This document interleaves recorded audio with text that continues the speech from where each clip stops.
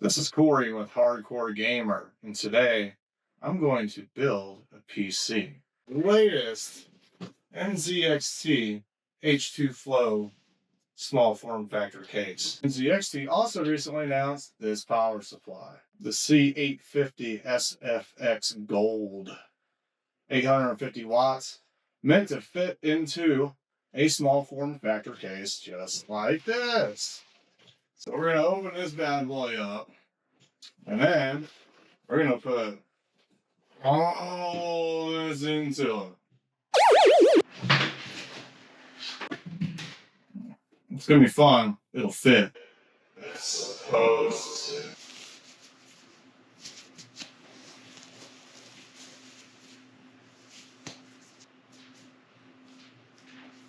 This is the parts list that I went with. The case supports a 240 millimeter radiator that mounts to the front. So that came with the processor I ordered thanks to Newegg. ASRock B650i Lightning Wi-Fi Mini ITX because I ordered a micro ATX by accident, which was shown at the beginning. Don't do that. They don't fit. There's also going to be an RTX 5070 from Gigabyte in here. NZXT H2 Flow could support an RTX 5090 or any graphics card up to 331 millimeters in length. Wow, this is not anything like the other one.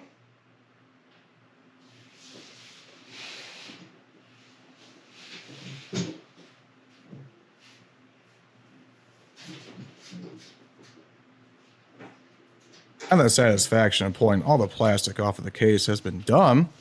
We're moving on now to the power supply, the C850 SFX. Key features of this include ATX 3.1 ready, 600 watt dedicated 12 volt 2x6 cable port, an 80 plus gold rating, Cybernetics Platinum Efficiency Certification, Cybernetics A-Noise rating, 100%, FDB fan, 0 RPM mode, bang. Japanese capacitors, fully modular cables, cable combs are included.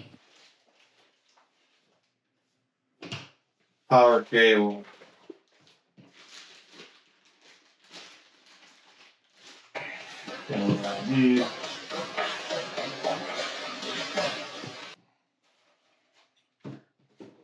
Bro, what? Look at this thing. This is 850 watts. It's like smaller than a motorcycle battery. I don't know what type of analogy that is. Dude, bro, this thing's small.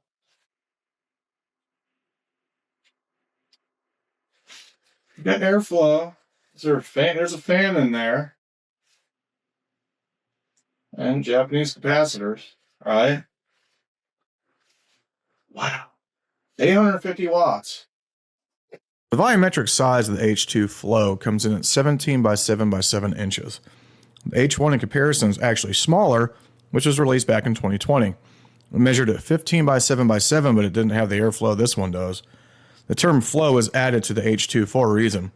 All the panels offer a mesh design allowing for airflow and heat dissipation. Again, the case does support a 5090, but I wasn't paying nearly $5 grand for a card just to test its build. This 57 will work just fine. Going back to a 3090 and 4090, not knowing the length off the top of my head, but I know the width. They're large. Don't know if that's going to fit, but it does support up to 331 millimeters in length. There are two 120 millimeter fans that sit in the top that pull the heat and air out. No fans are pre-installed in the front. However, the radiator will sit here and you can install 120 millimeter fans. No RGB fans are pre-installed, nor is there an NZXT RGB hub for expandability.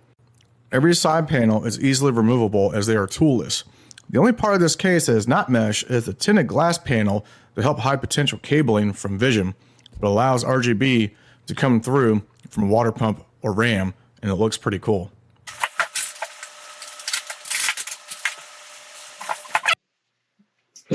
Cable management options for this. We have all the front panel stuff, the USB connectors. There is some Velcro in here for running cable. So like there. The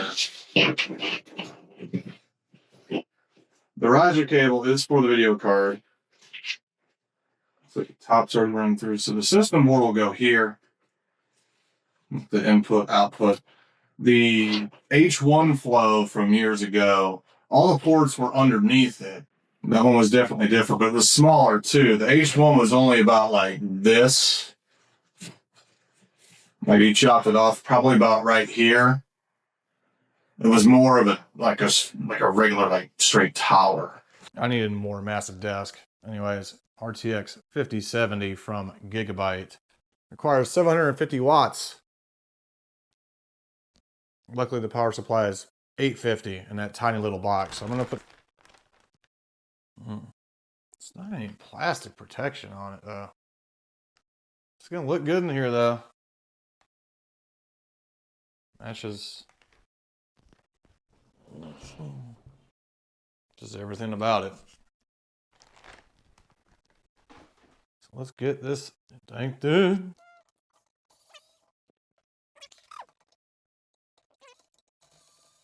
All right, after I recorded this and then didn't record it.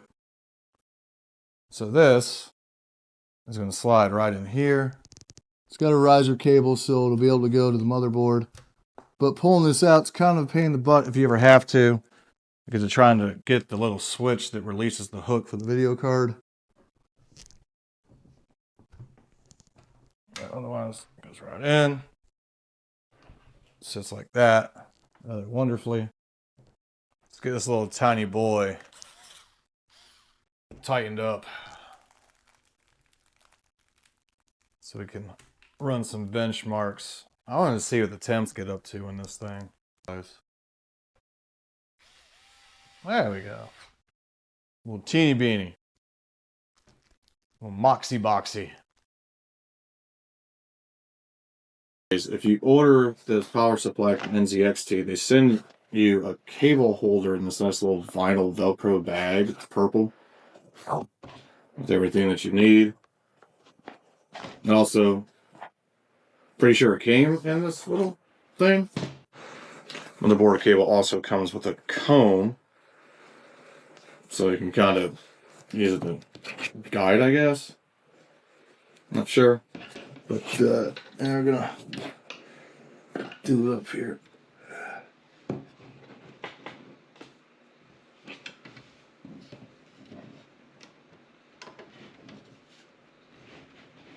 There's no real push. Everything just slides in.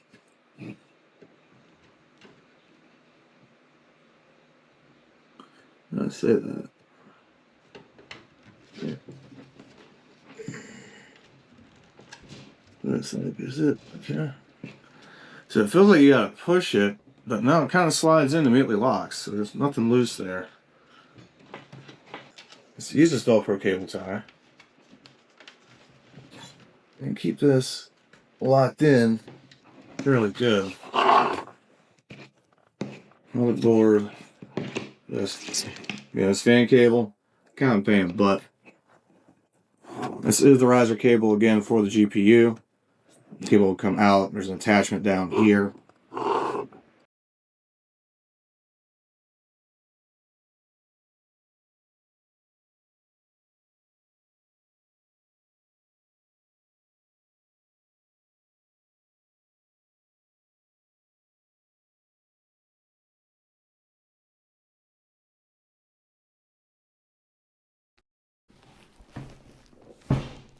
Our Magic Core MSI Mag Core Liquid A3240 that we can take and put exactly in the bracket as we can pull it out from the case, put it in and put it right back in the case. I think that's marvelous.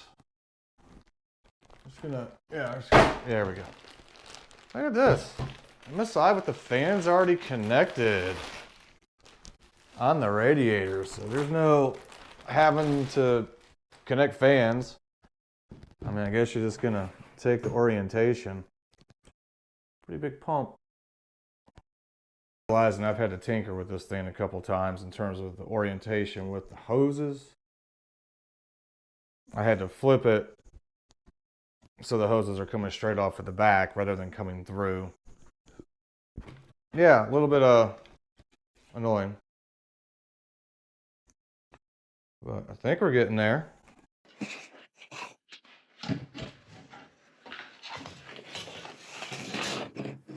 It threw me off because, again, the fans came mounted to the radiator, and normally that's not a thing from what I've had my experience. So I thought it was convenient at first, and then I realized that this had to separate between the two.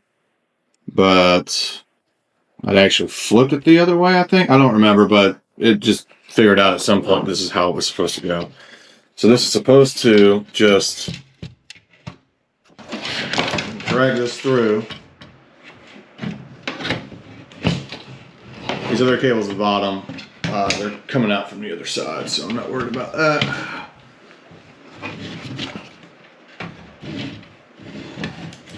So this is something I really appreciate about this. Let's see what happens here with this. So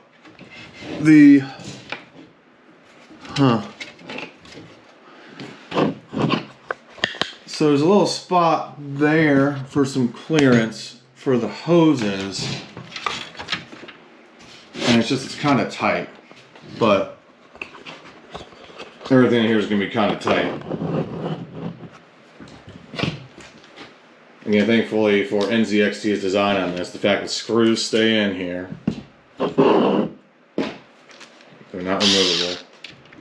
And I can just remove the bracket.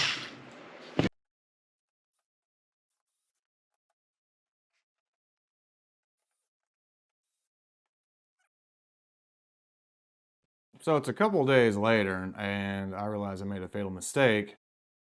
I bought a micro ATX version of the same board. I got the right one now. It's the mini ITX. Again, this is only supported by mini ITX system boards. So I have to assemble this one. I haven't looked at this yet. I think I made a mistake when I ordered, let's say I sent the wrong one, but I'm pretty sure, like, I don't think this one does RGB like the other one did. I think I got the other one and didn't realize that it was not mini ITX. So I put everything together. And I'm like, why doesn't it fit? And I started looking at the board. I'm like, this is too big. So yes, unfortunately, it does not appear that this section on this doesn't light up. You know, I'm not reviewing the board, I'm reviewing the case. Definitely a much smaller, efficient system board for this with the mini ITX. It's only 2 DIMM slots. Good enough in terms of I/O ports. It's got Wi-Fi. 2.5 gig port, not a 10 gig port. It's going to sit stealthily into this system. Again, the glass is kind of tinted with smoke that covers the... All right, so now we have the smaller board. Same thing, pulling these out, put in this cooler, this pump. I'm actually going to just go with a tiny hand screwdriver instead of using the electric torque. So this board's got the same super heatsink on it for the SSD, for the NVMe. I know some of these will put it, so this one's got a spot in the back for additional SSDs. But this Gen 5 SSD I'm putting in here does not, it's already got, the Gen 5 SSD that I'm putting in here already has a heatsink that it just does not appear that it wants to come off. It probably does, but I'll trust them on theirs.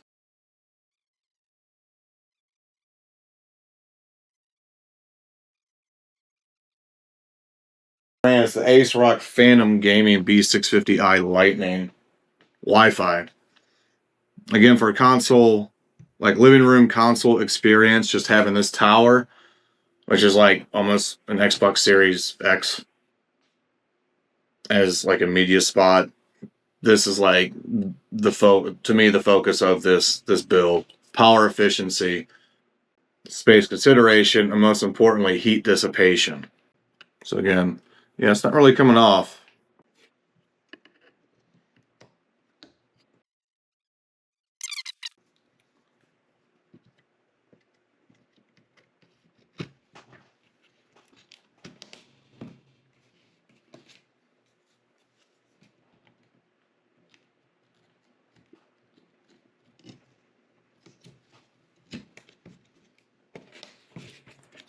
I wish there was a little more free play in this. I guess maybe I should try and get this lined up properly before doing that. Okay, so before we put the cooler in, here's what we're looking at cable aesthetics. I'm gonna have a little bit hanging over here. Everything coming through there and kind of divvying up. I tried to hide a bunch as much as I could with what the system will give me. It's nice, there's gonna be a good bit of airflow right there. Obviously the airflow in the front. This is gonna pull air all the way out, just completely up like a skyscraper. And I mean, so far so good. This board had a fan header and the HD audio that I fed kind of underneath and through to kind of hide. I will say the NZXT and their design on this has some clever parts to maximize hiding things. To mount it like this. Okay, we're locked in here.